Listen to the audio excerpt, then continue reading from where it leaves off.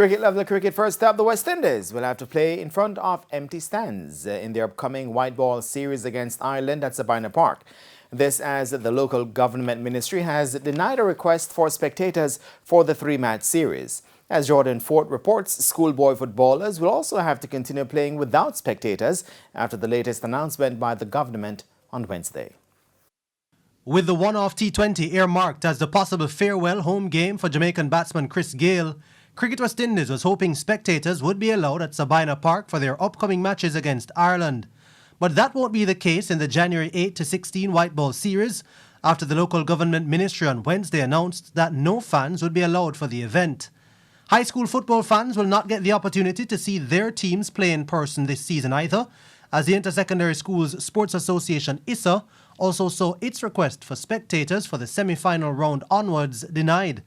In the release, the local government ministry said based on the rising positivity rate in the country and the threat of the Omicron variant, it wasn't possible to accommodate the request at this time. We are not surprised by this decision, as we are also cognizant of the threat of the new variant, COVID-19 variant, and therefore we are understanding of the situation. We have made provisions to ensure that we can complete the season safely under the conditions and protocols that were established and which we have been able to follow for the first phase of our competition. There may still be hope for persons wanting to go to the National Stadium for the ISSA Boys and Girls Championships and the Carifta Championships in April of next year, as the ministry says there are still requests on the table from ISSA, the J3As and the JFF to be considered.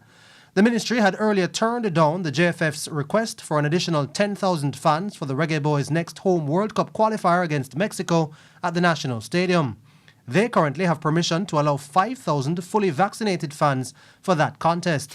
The government also says it would exercise flexibility as the situation changes, as the role and impact of sport on social well-being, social development and on the local economies of communities is fully acknowledged, adding that it will facilitate the return of spectator participation in sport in the safest way possible in the shortest time possible. Jordan Fort, TVJ Sports.